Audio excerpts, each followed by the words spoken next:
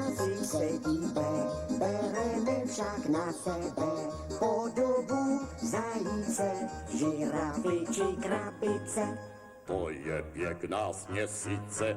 Může být i rohože, a to všechno protože vlastníme nakrátko utržené sluchátko. Taky jedno zvířátko.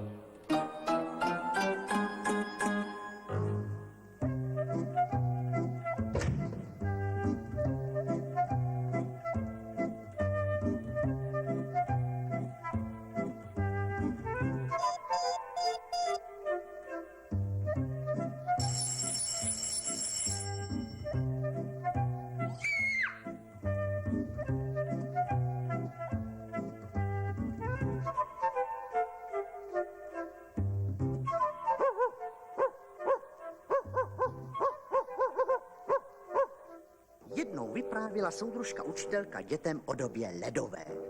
Když žil člověk neandrtálský, který lovil mamuty a jedl je k obědu i k večeři a Šebestovou to velice zajímalo a tak se ptala, prosím, a jak toho mamuta vlastně jedli? S brusinkami jako zajíce nebo s bramborovým salátem? A soudružka učitelka byla z té otázky celá pryč. Co pak někdo ví, jestli se mamuti vařili nebo smažili? Tak řekla, poslouchej Šebestová, co to máš za hloupé otázky? Člověka neandrtálského přece nikdo neviděl. To neví ani soudruh ředitel. Jak to mám vědět já? Sedni si a dej pokoj. A Šebestová si sedla, byla sticha. Ale když šli s Machem ze školy, tak řekla, hele, Machu, na co vlastně máme to sluchátko? My se přece můžeme do toho pravěku podívat a zjistit, jak toho mamuta vlastně jedli. A Mach řekl, to je fakt. Ale Jonatána vezmeme sebou. A tak Šebestová řekla, prosím, my bychom se hrozně rádi podívali do pravěku. A ze sluchátka se ozvalo, ale beze všeho, jak si račte přát. A v tu ráno byli v době ledové i s Jonatánem. Místo stromů tam rostl kopr, ale řeknu vám, žádná legrace to nebyla. Byla tam zima jako v Psinci. To víte, doba ledová je doba ledová, všude samý mamut a Mach s Šebestovou si říkali, no nazdar, co teď? A vzali nohy na ramena, jenomže doba ledová to nejsou jenom mamuti. Doba ledová to jsou taky jámy, do kterých se mamuti chytají. A Mach volal, Šebestová, člověče, co tam děláš, vyléz. A Šebestová křičela, hoď mi sem žebřík, jinak se ven nedostanu. Jenomže kde vzít v pravěku žebřík? V pravěku žádné žebříky nebyly, takže to byl problém. Ani Jonatán neměl žádný nápad, ale naštěstí se objevil jeden člověk neandrtálský a ten si věděl rady. Jen se koukněte, než bys řekl švec, byla Šebestová z malého venku a řekla, to bylo od vás, milé, já se jmenuji Šebestová a tohle je Mach a pes Jonatán. A neandrtálský člověk řekl, těší mě, já jsem Buml František. Hmčí!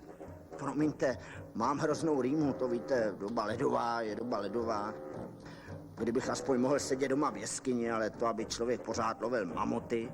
A Šebestová řekla, víte co, že jste byl tak hodný, my vám nějakého mamuta ulovíme, třeba tamhle toho Jonatáne, hezky ho zakousni a přines. No neboj se, na co máme sluchátko? No ne. A mamut byl najednou docela malinký a Jonatán ho přinesl až před jeskyni jako zajíce. A Šebestová řekla, tak a teď prosím zvětši do původní velikosti. Podívejme si, jak to pěkně klape. A z jeskyně začali vylézat neandrtálci a pan Buml řekl, toho mamuta zakousl zde tento nenápadný pes. A neandrtálce popadla hrůza, volali, rychle pryč, je tady nějaké příšerné zvíře, které zakouslo mamuta. A Mach řekl Šebestové, tohle by měla vidět paní Kadrnošková, aspoň by si k Jonatánovi tolik nedovolovala. Ale to se už mamut vařil v hrnci i s tím velikánským koprem a Šebestová si ten recept napsala, mamut s koprovou omáčkou, to bude soudružka učitelka koukat.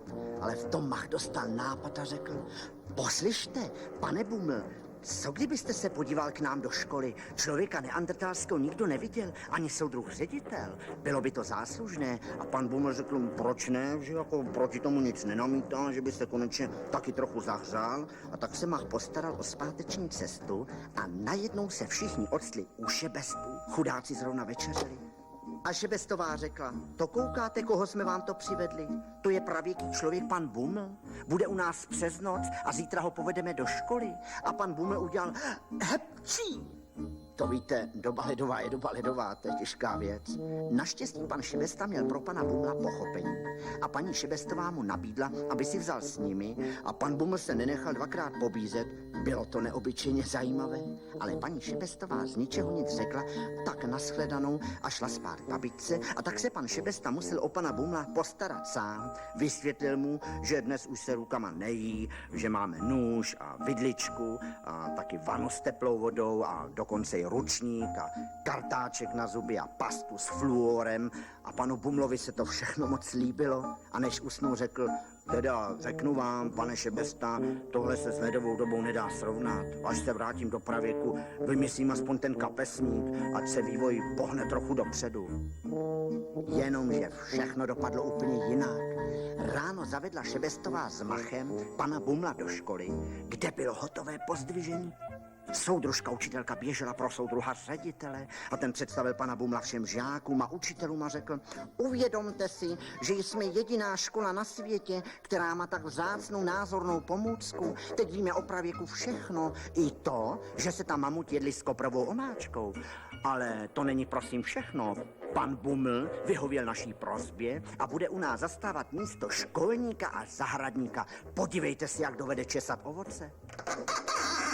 Pan Buml ukázal, co umí, všichni byli velice nadšení a soudruh ředitel upravil pana Bumla do přijatelné podoby a Machovi, Šebestové a Jonatánovi vyslovil poděkování jménem celé školy. Jménem pana Bumla, kterému se ve škole moc a moc líbilo, hlavně proto, že za 2 dny měl po rýmě a nepotřeboval už ani kapesník.